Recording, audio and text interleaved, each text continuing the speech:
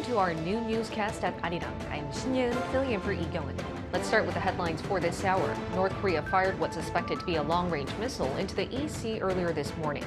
The South Korean military says this would be the fifth ICBM launch this year, marking the highest number in a single year.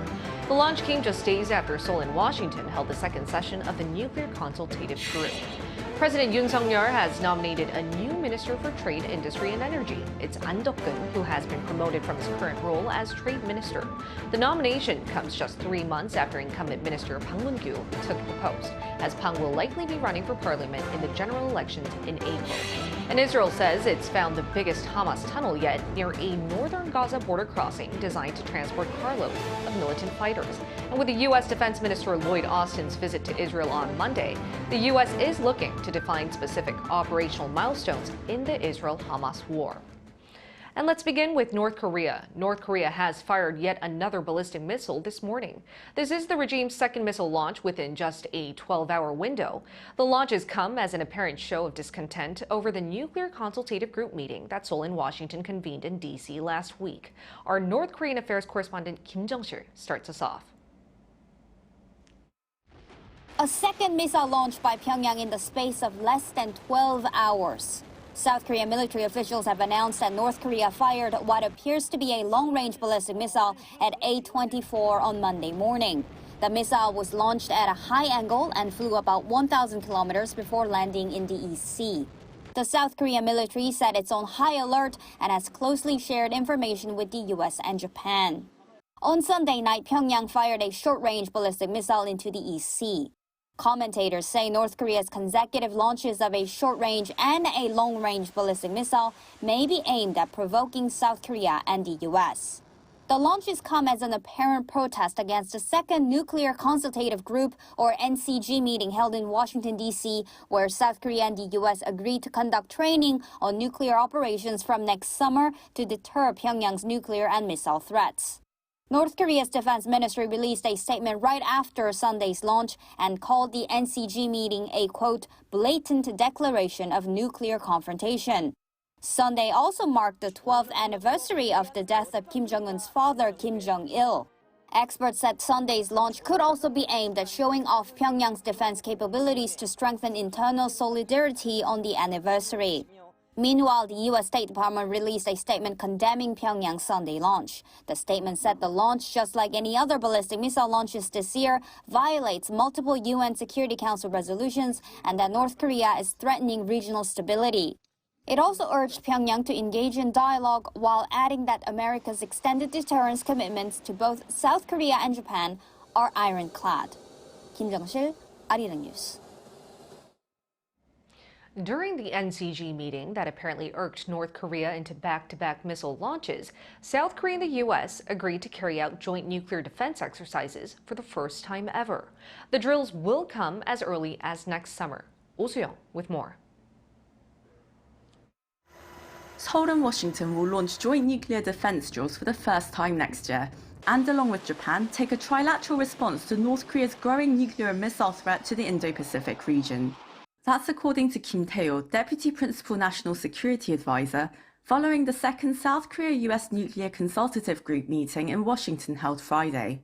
In a press conference following the meeting, Kim said next year's ROK-US joint exercises, such as Uji Freedom Shield in August, will involve training on nuclear operations based on various scenarios, aligning how the Allies think, prepare, practice and execute nuclear operations together from the very beginning. This could involve practicing a US-led retaliation with nuclear weapons as a response to a nuclear strike by North Korea, marking an unprecedented first for the Allies' theatre-level combined drills. According to Kim, guidelines on planning and operating a joint nuclear strategy will be complete by mid-2024, consolidating the sharing of sensitive nuclear data, nuclear consultation procedures during times of crisis, and a real-time leader-level communication channel. Such steps would, quote, determine how to deter and respond to North Korea's threats. The NCG was formed earlier this year under the Washington Declaration signed by Presidents Yoon Suk-yeol and Joe Biden, establishing what Seoul has declared as a nuclear-based alliance to ensure and better coordinate America's extended deterrence policy of protecting its allies from conventional or nuclear attack. According to the joint statement issued after the meeting, Officials from both sides acknowledged the progress made since the first NCG session in July, in talks regarding guidelines, information protocols, along with nuclear consultation procedures and nuclear and strategic planning. Officials also commended the holding of an immersive training course in October for South Korean personnel, deemed by observers as a significant move to scale up Seoul's capacity for effective coordination on extended nuclear deterrence. The US will provide another in-depth course next year. Kim, before the meeting, had warned of a possible intercontinental ballistic missile launch by Pyongyang this month, remarking that the North has rejected diplomacy, which the South, in contrast, has never given up as an option. Strengthening deterrence is the pertinent course of action for Seoul for the time being. He added that if North Korea's provocations continue, necessary measures between South Korea and the US and trilaterally with Japan may well be prepared. The third NCG meeting will be held in South Korea next summer. Oh Soo-young, Arirang News. The top office has announced another nomination for a key post. We've seen a series of reshuffles ahead of the general elections next April, and the latest decision sees a new minister for trade, industry, and energy. Kim Do-yeon with the details. President Yoon Suk-yeol has nominated current Trade Minister An Deok-gun as the Minister for Trade, Industry, and Energy. The announcement came on Sunday amid a cabinet reshuffle in recent weeks, with incumbent ministers and top secretaries leaving their posts to run for parliament next April. Prior to becoming Trade Minister, An was a professor at Graduate School of International Studies at Seoul National University. He was also involved in multiple South Korean trade negotiations. The candidate is an expert in international trade, well-versed in both theory and practice, and currently serves as the Minister for Trade.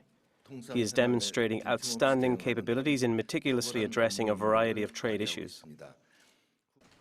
An also acknowledged that he understands industry in South Korea well, while also acknowledging the current fast-changing global environment. I'll leverage the global network I have established as the nation's top trade representative to communicate more closely with businesses.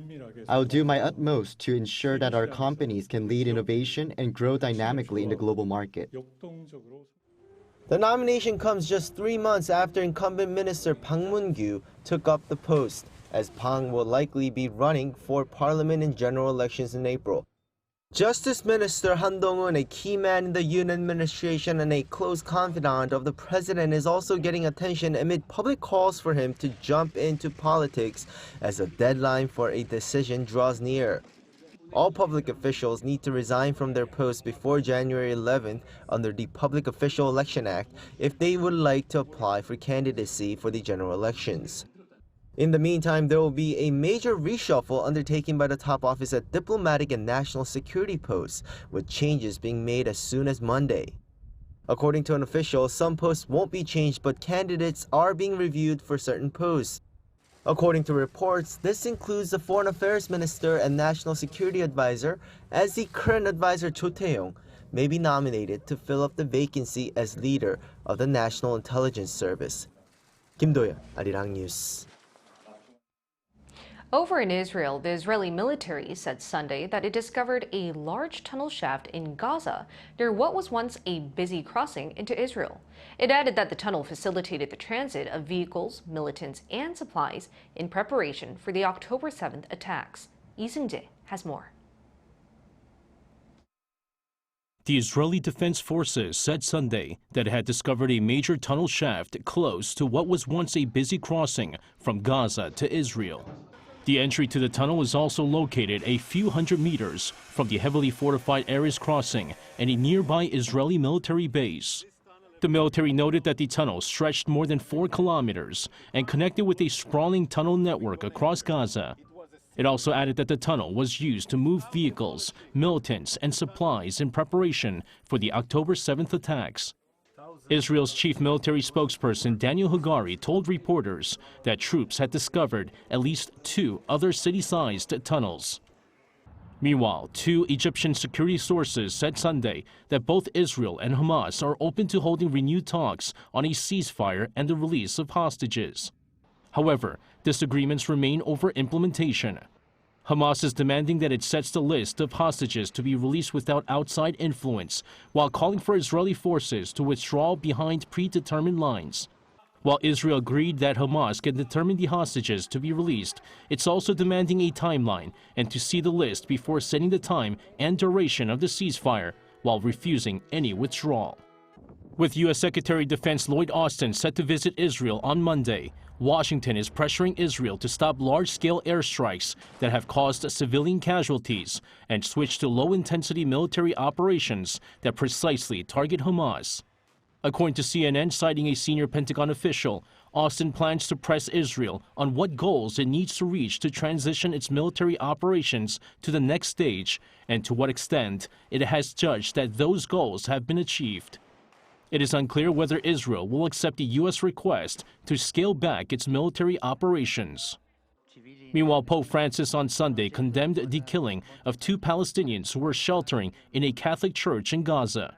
Calling the killings an act of terrorism, he said the attack by the Israel Defense Forces happened inside the Holy Family Parish complex, where there are no terrorists but families, children, and people who are sick or disabled.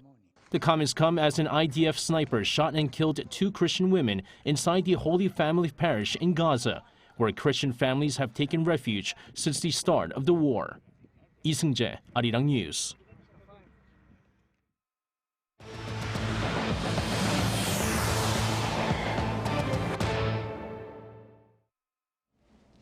Recent data has revealed that more newlyweds in South Korea are choosing to work instead of having children. According to a report released by Statistics Korea on Monday, nearly 30% of couples who have been married for less than 5 years in 2022 had a double income with no kids. It is the largest percentage of childless newlyweds ever recorded. This is a sharp contrast to data from 2015, which showed that nearly 35% of newlyweds had a child with only one partner working. Extremely cold temperatures nationwide led to a number of air and sea travel cancellations and delays on Sunday. A bitter cold wave brought freezing temperatures to Jeollado and Chungcheongdo provinces and heavy snow to Jeju Island. On Sunday, 16 flights were canceled, while a total of 164 flights were delayed at Jeju International Airport due to strong wind warnings. All passenger ship operations between Incheon and nearby islands were disrupted due to a wind warning issued on the West Sea, which also affected ships traveling from Jeollanam-do province to nearby islands. But the cold isn't stopping people from enjoying their year-end spirit. The annual Seoul Winter Festa has kicked off in the heart of Seoul, Gwanghwamun Square. A string of festivities are taking place, marking the end of the year 2023. Our Choi Soo-young went to see for herself. A lightning ceremony is brightening up the winter nights in downtown Seoul. Gwanghwamun Square is illuminated with lights for Christmas and New Year. The 15th Seoul Winter Festa opened on Friday, December 15th. Sculptures such as the Blue Dragon, representing the coming year, and the turtle ship of Korean Admiral Lee Sun-shin fill the square. The media art exhibition Seoul Light, which colored Dongdaemun Digital Plaza last fall, is being shown onto Gyeongbokgung Palace's walls. A Christmas market, inspired by Europe, has also been set up. With 83 booths, nearly twice as many as last year, you can enjoy traditional Korean craft items, products, and street food. I think it's pretty similar. Usually they're, especially in northern Italy, they're a bit bigger maybe, and they sell local products and lots of artisanal things. But I guess like the vibe is the same with Christmas lights and wooden cabins. That's right. Maybe in Italy there's more food oriented. Yeah, because the food is really big in Italy, big thing. So here, but I can see a lot of artisan things too. So it's kind of similar. Like it's good vibe, and Christmas vibe is really nice. The nearby Cheonggyecheon stream also sparkles brightly with the theme of White Night in Seoul. I came for a trip and suddenly found a beautiful place. I felt really happy, and the Christmas vibes make it even better. There are lots of things here that people seem to enjoy, and I like. The highlight of the Seoul Winter Festa is the countdown event on the last day of the year. This year, simultaneous events will take place at Posinggak Pavilion, Gwanghwamun Square, and Dongdaemun Design Plaza for people from around the world to enjoy together. The festa will run until January 21st.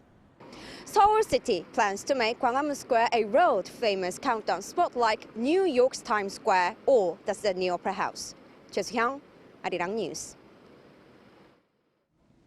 There's another winter festa to look out for. It's the Winter Youth Olympic Games Gangwon 2024, set to take place in Pyeongchang, where the 2018 Winter Olympics also happened.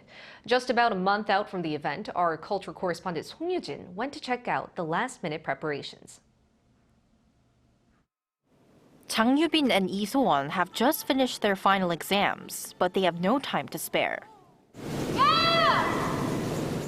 The two high school curlers are representing Korea at the upcoming Winter Youth Olympic Games Gangwon 2024.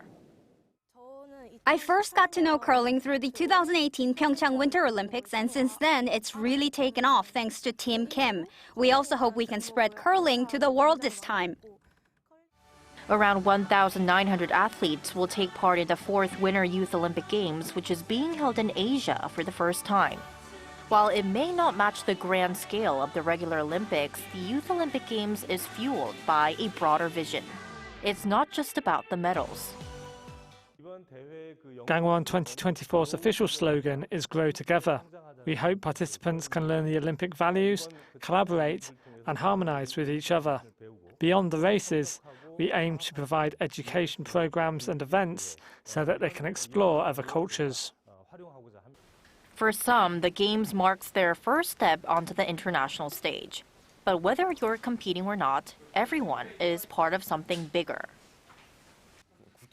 Even though it's my first international competition, considering my experience and practice at the Pyeongchang Sliding Center, I'm confident I'll race well. Being a forerunner for the Olympics, my dream stage is an honor in itself. More than 340 Winter Youth Olympic Games athletes have become Olympians, winning over 60 medals. And Gangwon 2024 is set to add another chapter to this rich legacy, with competitions at venues used during the 2018 Pyeongchang Winter Olympics. Young athletes will have the chance to follow in the footsteps of their Olympic heroes. When hosting the Olympics, the most significant investments tend to revolve around infrastructure, primarily the sports facilities, and then social infrastructure, such as accommodation facilities. In 2018, it was about fostering connections through a shared passion. 6 years later, it's about the next generation growing together so they can shine forever. Song Yoo-jin, Arirang News. Over the weekend, the outer walls of Seoul's Gyeongbokgung Palace were vandalized with graffiti 2 separate times. Chungno Police Station received a report on Sunday night that the left side wall near the palace's west gate had been spray painted in red with the names of a singer and an album. The wall was being restored by the Cultural Heritage Administration after an unidentified individual sprayed free movie in Korean and illegal movie downloading websites on the walls of the west gate and near the National Palace Museum of Korea just a day earlier. Police say Sunday's case is most likely a copycat crime and that they are working to track down the suspects.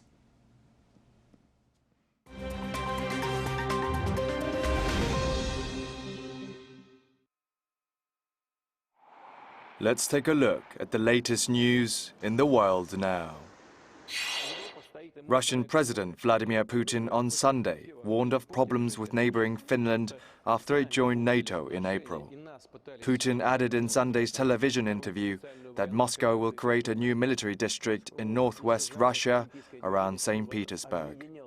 In the interview with state broadcaster Russia 1, Putin said that the West dragged Finland into NATO and that all disputes, including territorial ones, in the mid-20th century have long been solved, saying that there were no problems there, now there will be. Putin added that Moscow has no interest, either in geopolitical, economic or military terms, to fight with NATO countries. Finland is also due to sign a defense cooperation agreement with the United States on Monday, which involves giving the US military access to 15 Finnish military bases. In the Vatican City in Rome, Cardinal Angelo Becciu, a former advisor to Pope Francis, was sentenced to 5.5 years in jail for financial crimes at a Vatican criminal court on Saturday. Bae is the most senior Catholic Church official to ever stand trial on such charges. The 75-year-old cardinal was on trial with 9 other defendants accused of crimes such as fraud, abuse of office, and money laundering. All denied the charges, including Bae, while only one of the accused was acquitted on all counts. The trial, exposing crimes in the highest ranks of the Vatican, lasted for 86 sessions over 2.5 years and was centered around the purchase of a building in London's Chelsea district. A severe storm in Argentina and Uruguay on Saturday has killed at least 16 people. Of those, 13 deaths were caused by a collapsed wall at Club Bahiense del Norte's basketball court in the city of Bahia Blanca in Buenos Aires province. And one person was killed by a falling tree in the town of Moreno. The thunderstorm reached wind speeds of up to 150 kilometers per hour, damaging infrastructure and causing some extremely serious injuries as well as the deaths. The storm also killed 2 people in Uruguay. FIFA announced on Sunday the details of changes to the Club World Cup. The United States will be hosting the 2025 edition of the expanded football competition in mid-June to mid-July, featuring 32 teams. This new format event will be held every 4 years thereafter. The current version of the FIFA Club World Cup, which is being hosted in Saudi Arabia this year, is an annual competition with 7 teams. From the next FIFA Club World Cup, 12 spots will be allocated to European teams, 6 to South America, 4 each for Africa, Asia and North America, while Oceania will have 1, with the final slot left for a club from the host country. Kim Si-young, Arirang News.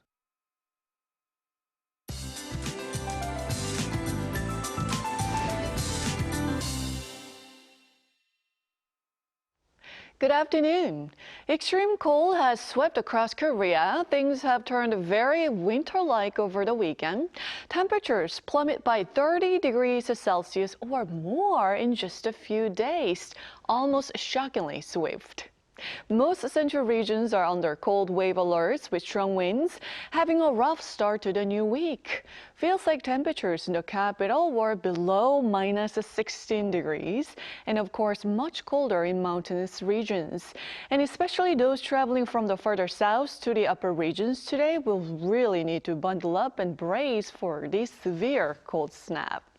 Highs in Seoul go up to just -2 degrees. Southern provinces should have highs at least in positive territory, topping out at 4 degrees in Busan. The freezing cold snap continues through this weekend. Making matters worse, there's snow in the forecast in central regions tomorrow evening, which will cause slick roads overnight. We'll need to exercise caution out there. That's Korea for you, and here's a look at the international weather conditions.